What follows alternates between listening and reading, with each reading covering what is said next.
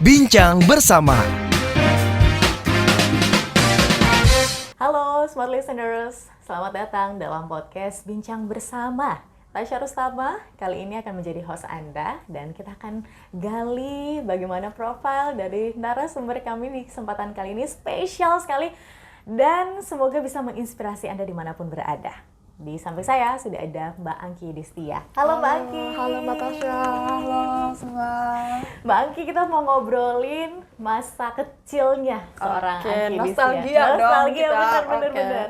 Gimana seorang Angki Yudhistia kecil? Boleh dong ceritain. Seorang Angki Yudhistia kecil, aku benar nostalgia. Aku kecil itu mengalami keterbatasan ketika umur 10 tahun. Jadi aku lahir sama seperti yang lainnya, masih bisa mendengar ayam berkokok, ya kan, suara burung, suara apa, segala macam tuh masih bisa. Sampai ketika umur 10 tahun itu aku mengalami demam tinggi karena malaria. Kok bisa kena malaria? Jadi aku kecil itu aku pindah-pindah ikut orang tua kerja. Ya, orang tua kerja, aku pernah di Ambon, Ternate, Bengkulu, Medan, Padang, semua lah. Jadi ketika di Indonesia Timur, aku mengalami malaria dan itu demam tinggi sekali, aku ingat banget. Jadi ketika itulah antara malarianya atau antibiotiknya yang memicu, nggak bisa dengar karena kena syaraf. Kena syaraf. Jadi ketika itu harus aku pakai alat lagi ya, aku pakai alat.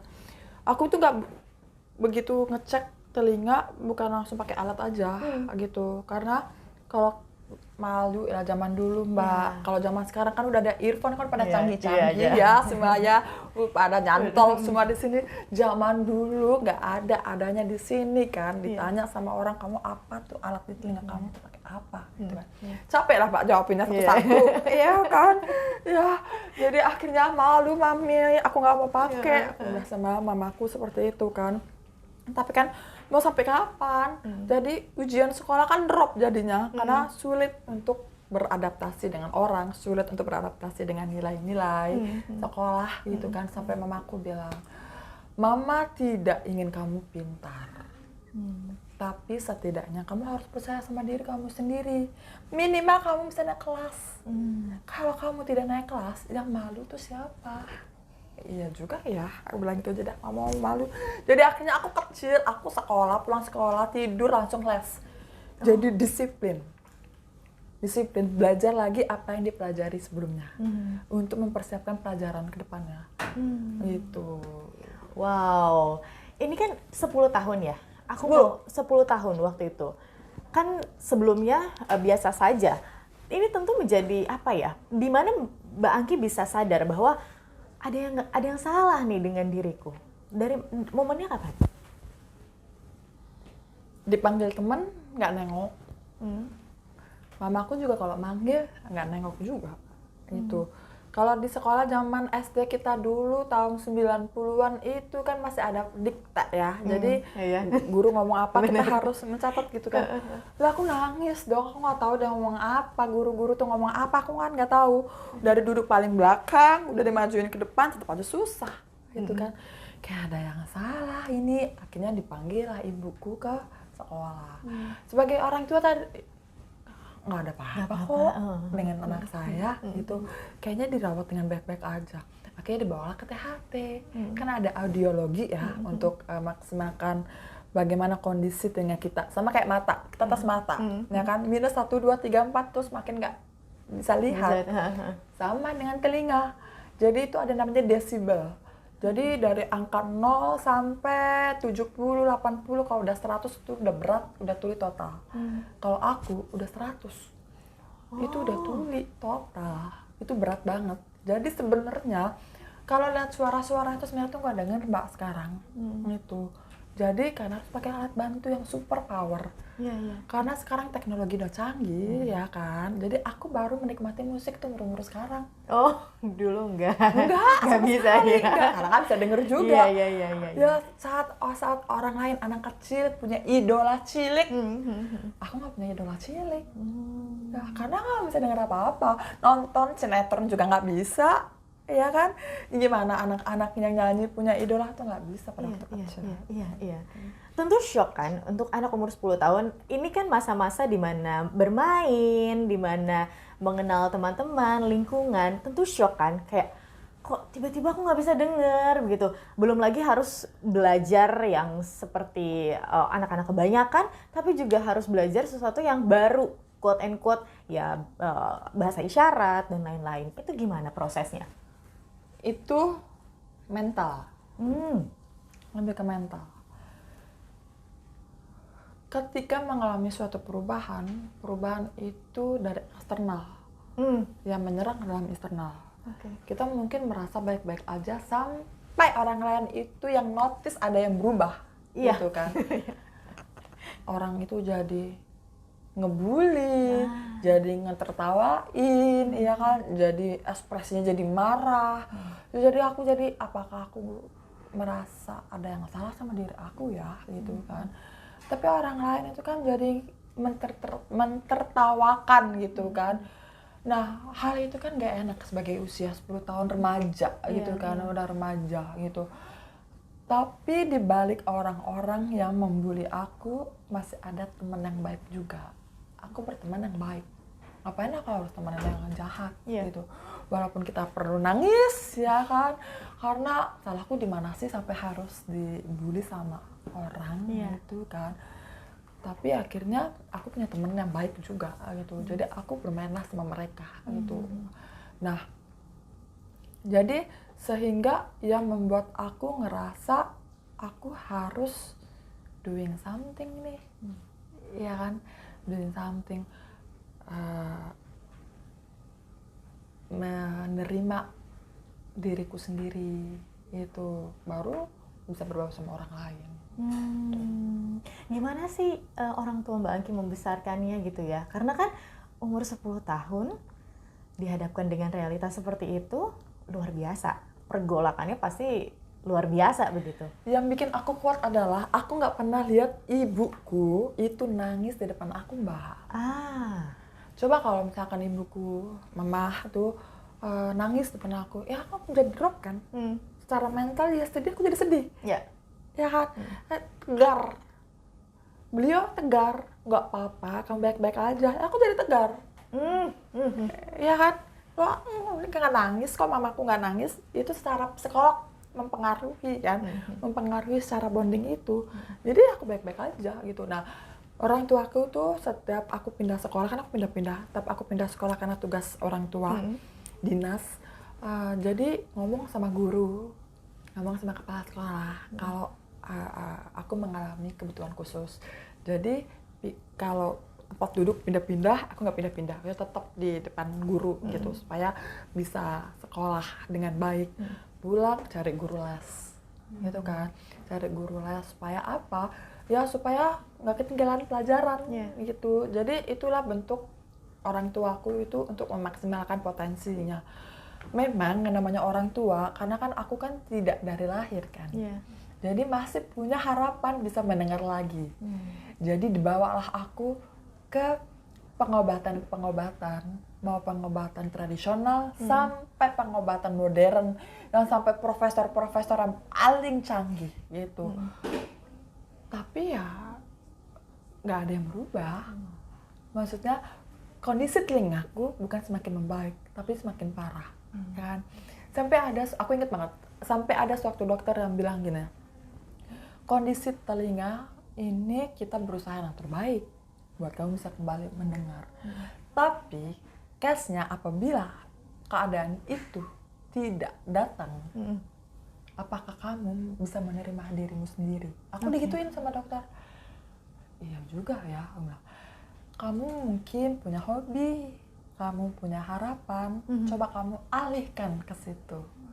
Jadi dari situlah aku bilang sama mamaku, Ma, aku juga capek, Ma, mau ke dokter satu dokter lain, pengobatan tradisional lain. Aku juga punya mimpi, aku juga punya hobi gitu. Jadi kenapa tidak aku bisa menikmati lah hari-hariku gitu. Jadi akhirnya ya udah aku bermain sama teman-teman aku, terus aku kuliah, ya kan. Aku kuliah, memutuskan kuliah. kuliahku jurusan komunikasi. Agak kontradiktif ya. Udah tau nggak bisa dengar, ngambil komunikasi pula. Ya, kontradiktif.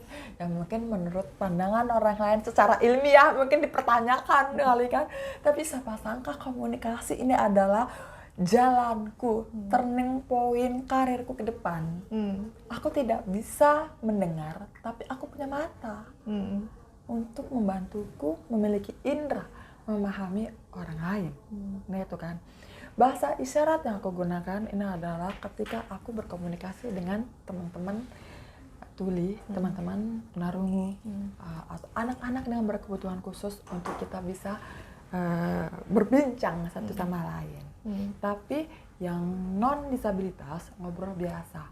Mungkin itulah maksud dan tujuan Allah memberikan aku masalah pendengaran di usia 10 tahun, tapi aku bisa berbicara. Ya kan? Kuliahlah aku di komunikasi. Belajarlah public speaking ya. Iya kan? Jadi suara-suara inilah yang mungkin ketika aku nggak pakai alat, aku tidak bisa mendengarkan suaraku. Tapi suaraku inilah yang diperlukan untuk menyuarakan disabilitas. Sehingga aku di posisi sekarang ini. Yang aku setiap hari ketemu orang baru. Yang setiap hari aku bernegosiasi. Baik level dengan komunitas, orang baru sampai level menteri, level presiden. Iya kan? Itu kan suara, sehingga bisa ada kebijakan, sehingga ada implementasi, itu kan suara yang aku pelajari di komunikasi. Nah itulah yang membuat aku S1, S2, S3 komunikasi.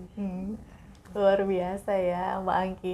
Tapi ada nggak sih momen down gitu, ketika yang Mbak Angki tuh kayak terpuruk banget, kayak aduh sulit nih untuk bangkit. Ada nggak momen itu, dan gimana cara untuk bounce back-nya? Itu bukan ada, tapi sering. Oh iya. Saya lah Mbak, hidup itu nggak gampang. Sampai usiaku sekarang ini, dari aku usia 10 tahun mengalami disabilitas ya, dan aku berusaha untuk bangkit karena terpuruk. Tapi siapa sangka itu adalah mental aku untuk bagaimana menyiapkan bahwa kehidupan mandiri setelah keluar atau menikah dari orang tua, itu kita harus menghidupi diri kita sendiri. Ya kan, apalagi kita menjadi istri dan punya anak, dan kita harus melindungi apa yang kita punya. Dan itu kan bukan sesuatu yang gampang, bukan sesuatu yang mudah gitu. Banyak fase-fasenya, fase dari diri sendiri dulu. Aku harus berdamai dengan diriku sendiri. Turning point-nya itu adalah di saat aku pernah umroh pada waktu itu. Aku berdoa di Ka'bah, Masya Allah bisa mencium Hajar Aswad.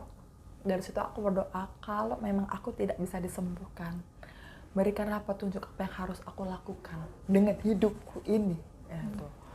Nah, dan ternyata pada waktu di Mekah itu ya, banyak banget yang minta tolong, dan kembali ke tanah air, dan banyak orang yang minta tolong. Minta tolong itu banyak hal Mbak, minta tolong. Sehingga itulah yang membuat aku punya yayasan. Ya, yayasan aku ini untuk empower disabilitas. Teman-teman yang pernah mengikuti program-program di yayasanku sekarang sudah bekerja. Yang tadinya sulit untuk bekerja, minta tolong untuk bisa bekerja, mereka sudah bekerja gitu. Kita upgrade skillnya gitu kan. Lalu fase-fase berikutnya juga ketika menjadi seorang ibu, punya anak dari bayi, balita, batita, kan kita harus mengenalkan ibu yang berkebutuhan khusus kepada anak. Gimana nggak terluka seorang ibu kalau anaknya tahu ibunya nggak bisa dengar? Karena itu ada di fase-fase itu, ya kan. Tapi komunikasi, aku harus duduk bareng sama anakku. Aku kasih tahu, mami nggak bisa dengar. Kalau kamu mau ngomong harus kelihatan gerakan bibir. Kalau misalnya kamu mau manggil mami, mami nggak bisa dengar, kamu harus tepuk. Dan kamu kalau mau nangis tantrum itu percuma, mami nggak bisa dengar. Ya, mami nggak bisa Semua dihadapi ibu-ibu itu ya. bisa dengar. Jadi anakku kan mengikuti. Percuma kok ngambek sama mami kan tantrum mau ke guling-guling gitu, nggak bisa dengar juga kalau lagi jalan, ya kan. Jadi ya dia mengikuti gitu. Jadi itulah fase-fase hal yang seperti itu kita lewati. Jadi aku mungkin startnya itu di saat 10 tahun aku mengalami kondisi, dan ternyata 10 tahun kemudian, 20 tahun kemudian kita akan mengalami fase-fase yang berbeda lagi. Dan selalu ada momen-momen di mana Mbak Angki, oke, inilah momenku untuk ada turning point-nya, untuk bangkit lagi. Dan ternyata ya ada hikmahnya di mana Mbak Angki bisa menjembatani antara teman-teman disabilitas dengan para pemangku kebijakan. Betul. Dimulai pada waktu itu aku bikin yayasan, ya kan, semakin banyak yang ikut program. Baru ketika aku berada di sini gitu, lebih luas lagi, Mbak. Ya kan, udah nasional kan. Jadi berdampak. Jadi sebaik-baiknya manusia dan bermanfaat untuk orang lain. Ya. Bagaimana menjadi manusia yang inilah waktunya untuk bisa bermanfaat untuk orang lain. Diijabah ya doanya. Amin. Ya itu, ya waktu hajar aswad itu, ya kan. Dan ya itu mungkin aku ingat banget nih, ingat banget. Ya mungkin itu doaku. Kalau memang aku tidak bisa disembuhkan atau aku kembali ke masa-masa aku bisa mendengar, ya tolong tunjukkan. Ya ini. Ya benar juga sih Mbak, aku baru gitu ya. Oke, aku penasaran Mbak Angki, untuk mendirikan yayasan ya, tentu nggak mudah. Gimana perjalanannya? Aku dibantu sama banyak orang. Jadi pertama kali aku dibantu dengan dosenku sendiri, ya kan? Dosen komunikasi. Jadi kalau kita dosen itu bisa menjadi teman baik, menjadi mitra ya waktu itu. Jadi aku dibantu. Aku belajar banyak banget sama dosen aku ini untuk bertemu dengan orang, untuk bernegosiasi dengan orang, untuk bisa berdampak sama orang. Sampai suatu ketika aku bukan ditinggal ya, disiapkan untuk bisa mandiri gitu loh, disiapkan mandiri gitu. Jadi aku sudah mulai bisa dan terbiasa sehingga sekarang lah aku punya banyak tim, ya kan. Jadi yayasanku sekarang udah 12 tahun. Wow. Udah 12 tahun dari 2011. 13 tahun. 13 tahun dan masih ada sampai sekarang gitu, Dan dari generasi senior, generasi milenial, sekarang generasi Gen Z. Jadi kita melewati masa-masa generasi disabilitas yang penuh banyak cerita gitu kan. Yang tadinya generasi milenial yang tadinya galau, nggak punya kerjaan, terus dia kerja, akhirnya dia datang ke kantor, dia ngirim undangan katanya aku mau menikah gitu. Pasarnya senang, akhirnya alhamdulillah aku udah nikahin gitu kan. Itu hal sederhana tapi kan meaningful. Lalu bisa mandiri. Kalau sudah bisa mandiri, buatlah keluarga. Jadi level-level milenial ini yang saya lihat dia sudah berkeluarga, sudah tahu hidup itu susah, dia harus bekerja, harus menghidupi keluarganya. Nah sekarang kan cerita baru nih, Gen Z, ya kan? Disabilitas Gen Z ternyata lebih kreatif. Bisa nyanyi, bisa atlet, ya kan? Bisa coding, bisa menjadi influencer, Mbak. Jadi influencer, terus jadi selebgram, jadi tiktokers gitu. Lebih banyak bakatnya. Jadi walaupun ya nggak harus kerja di perusahaan, mereka bisa menjadi pelaku UMKM, mereka bisa mendapatkan kemandirian melalui dari konten-konten kreator. Gitu. Baik, kita flashback ke awal begitu ya, ketika yayasan ini Traceable Enterprise ya? Yes. Ini kan tentu nggak mudah ya Mbak Angki, apalagi mimpinya adalah untuk bisa menciptakan inklusivitas begitu di antara masyarakat. Ini nggak mudah. Gimana saat itu? Apalagi ketika saat itu teman-teman disabilitas mungkin belum mendapatkan perhatian dari pemerintah. Oh iya. Susah Mbak. Ketok pintu satu-satu lah. Tetap suara. Ya kan? Ya udah berdiskusi, bersinergi, ketemu orang baru. ketok pintu aja, ketok pintu, kenalan, jaringan, networking. Kenapa kita selalu berada di networking gitu kan, komunitas-komunitas atau acara-acara apa, memperkenalkan diri sendiri gitu. Bahwa saya adalah founder dan CEO waktu itu, dan kita punya visi misi. Kata kuncinya, kita punya misi besar dan mengajak orang lain untuk menggapai misi itu. Misinya kita kan ingin memandirikan penyandang disabilitas. Nah, jadi itulah yang bisa kita menggandeng, yang akan menjadi mitra, kerjasama, ya kan, hal-hal yang seperti itu. Ya itu yang diajarin dalam komunikasi, kan, relationship, gitu. Hubungan yang baik akan mencapai tujuan yang baik juga. Jadi hal sesuatu yang susah banget mencapai sesuatu itu kerikil-kerikil, ya kan, naik turun kayak roller coaster gitu. Tapi ya momentum sampai 2019 begitu masuk ke dalam menjadi stafsus presiden Pak Jokowi, itu lebih susah lagi. Oh ya? Betul. Itu lebih susah lagi. Wow. Karena begitu kita datang, kita masuk, jadi pada waktu itu saya masuk dan nggak semua orang itu memahami disabilitas. Padahal kondisinya itu sudah ibaratnya modern begitu ya, 2019 kan sudah masuk masa-masa modern. 2016 undang-undang. Iya. Undang-undang itu dari tahun 97 pada waktu itu. Jadi habis itu diperbarui 2016 ke 2019, 4 tahun. Itu kan susah tuh penyandang disabilitas. Iya. Kan? 2016 ini ada dari dorongan organisasi disabilitas. Oke. Itu kan di legislatif. Tapi belum sampai ke bawah ya. Di eksekutif belum ada peraturannya. Satu pada waktu itu, tapi masih kayak master plan. Master plan, belum lebih teknisnya. Jadi perjuangan berat, Mbak. Jadi mungkin orang melihat menjadi staf khusus presiden itu kayak wow banget ya gitu. Memang Pak Presiden itu menaikkan derajat saya, memang saya akui itu. Tapi ketika berada dalam sini itu perjuangan sangat luar biasa. Semua orang atau kebijakan pemangku stakeholdersnya kita, kementerian lembaga memahami betul kondisi penyandang disabilitas karena kurangnya partisipasi aktif di dalam. Nah, ketika masuk ke dalam ya harus beresin. Saya bersyukur Pak Presiden itu memberikan kepercayaan penuh. Pak Presiden tuh memberikan kepercayaan penuh apa yang mesti dilakukan. Jadi saya bilang negara itu harus hadir Pak dengan kebijakannya. Kalau kebijakan itu nggak ada, yang di luar akan kesulitan. Jadi langkahnya dari sekarang adalah pemerintah yang harus menjadi pioner dengan kebijakan-kebijakannya sehingga tepat sasaran dengan masyarakat. Oke, Pak Presiden memberikan kesempatan itu.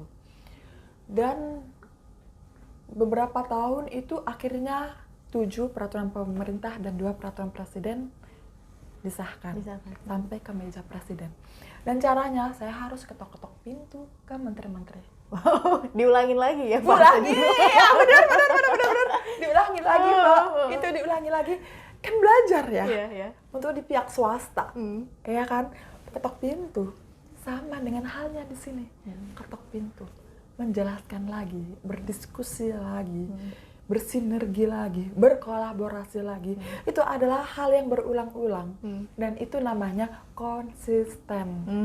Nah, dan dengan konsisten itulah akhirnya sampailah draft PP ini itu harus lintas sektoral. Tidak hanya urusan sosial, tapi semua sektoral. Pendidikan, tenaga kerja, Kementerian Agama, BUMN, Parekraf, semuanya kayaknya. Dan mereka harus menyetujui dong draft ini, ya, termasuk Kementerian Keuangan, ya kan, harus menyetujui. Kumham juga harus untuk menyetujui.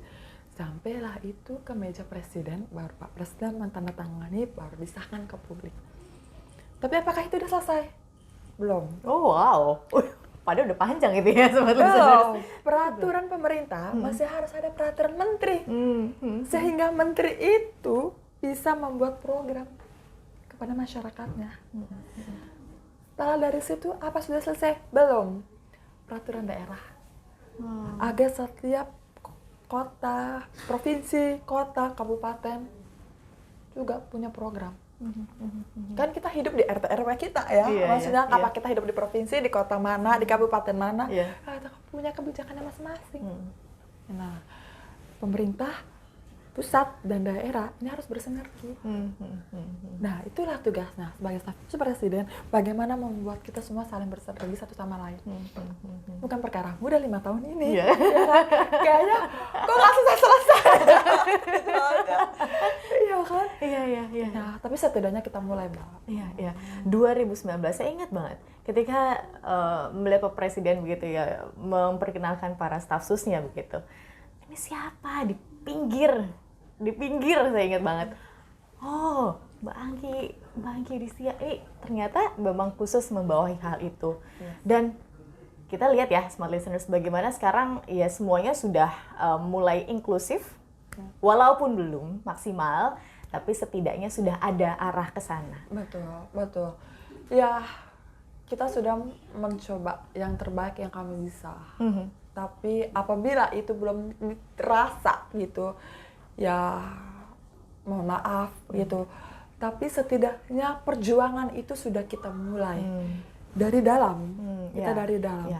Dan sekarang ini adalah tinggal perpanjangan tangan, partisipasi aktif teman-teman penyandang disabilitas untuk turut mengawal bahwa kebijakan ini harus diimplementasikan.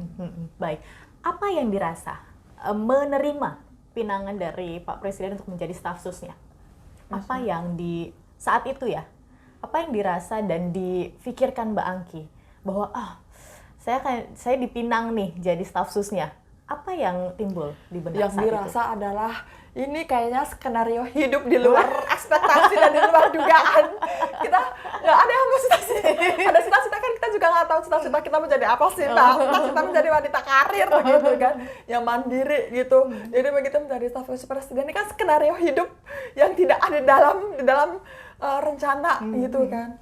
Jadi ketika ditunjuk menjadi staf khusus presiden itu kan bukan berarti harus kita langsung ditunjuk begitu juga. Kita melewati proses-proses interview gitu, duduk bersama juga dengan Pak Presiden juga. Kita menyamakan misinya kita gitu, menyamakan visinya kita. Pak Presiden butuh apa gitu. Dengan kapasitas saya tentunya ya kan, yang semampu yang saya bisa. Kalau memang saya bisa ini yang saya bisa.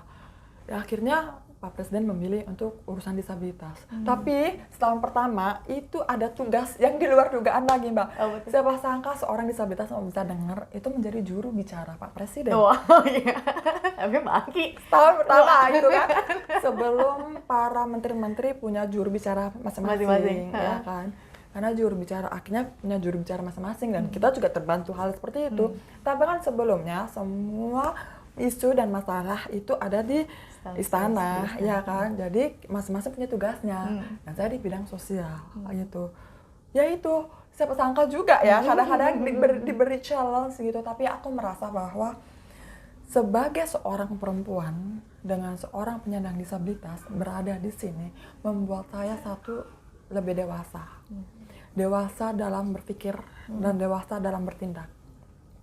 Jadi mungkin karena lingkungannya yang seperti ini, yang lingkungan lebih experience, lebih pengalaman, dan lebih banyak bimbingan dari para senior. Jadi itu yang membuat saya jadi ikut gitu loh, terikut. Jadi bagaimana kita juga harus berpikir, cara bertindak, berpikir dulu sebelum bicara gitu. Jadi banyak hal yang saya pelajari di situ. Jadi itu 5 tahun ini jadi saya merasa bahwa oke, seorang Angki kalau kita lihat dari yang dulu, yang penuh tantangan sekali, tapi tantangan inilah yang membuat saya menjadi seorang Angki yang seperti ini sekarang.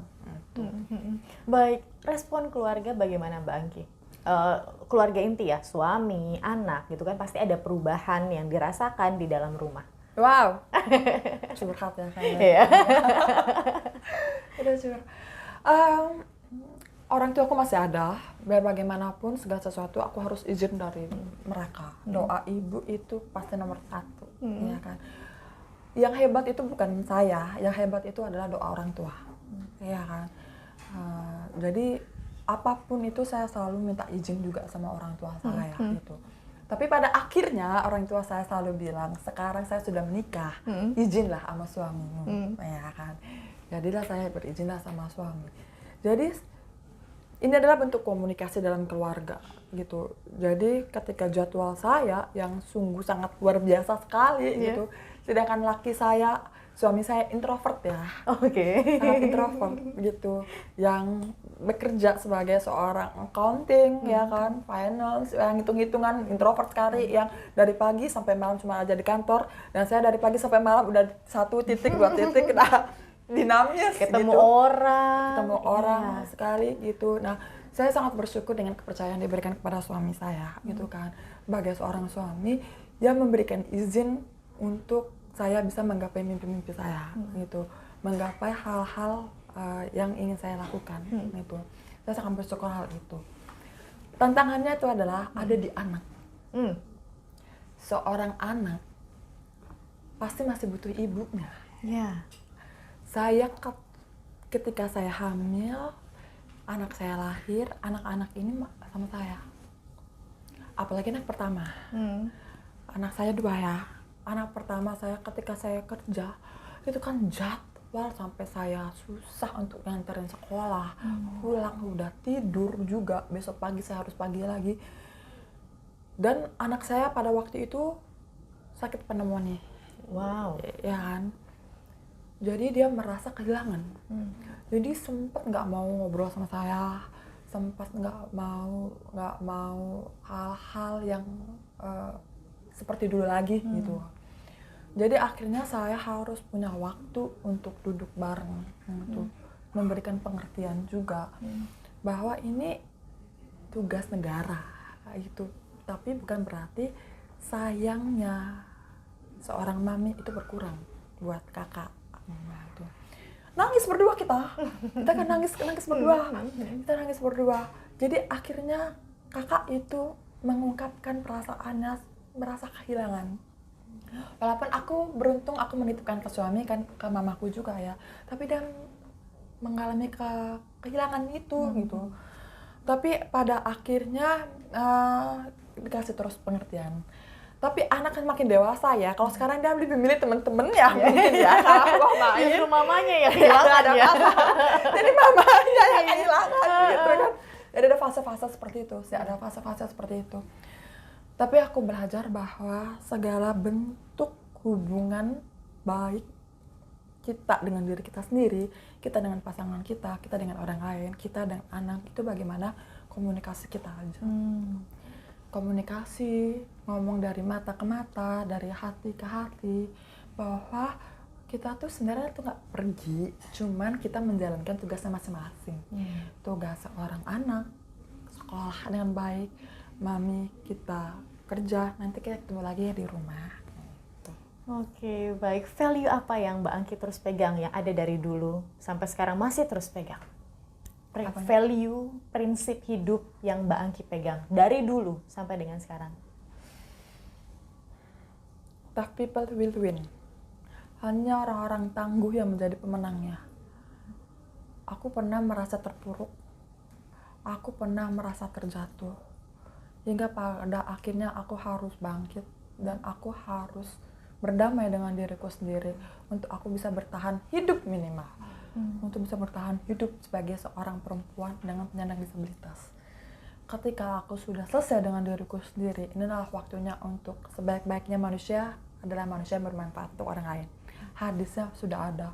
Dan ini adalah mungkin maksud Tuhan memberikan aku dinamika hidup ya, dinamika hidup untuk yang tadi bisa mendengar, terus tidak bisa mendengar, untuk bisa memiliki value hidup untuk bermanfaat kepada orang lain.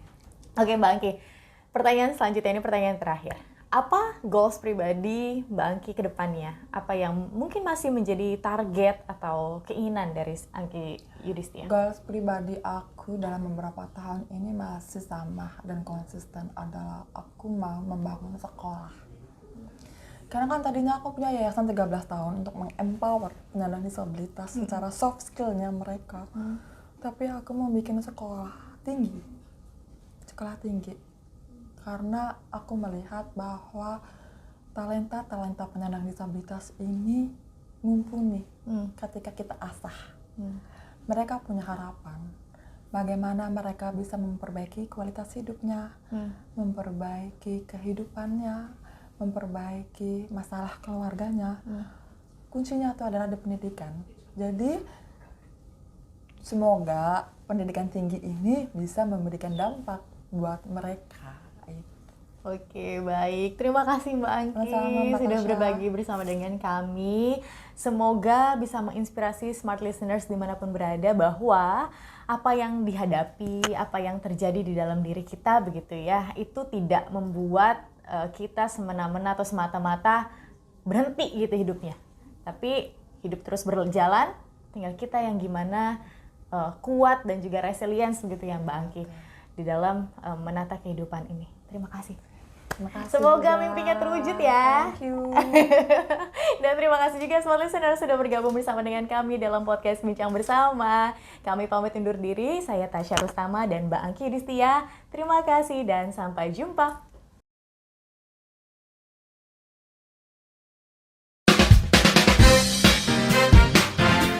Bincang Bersama.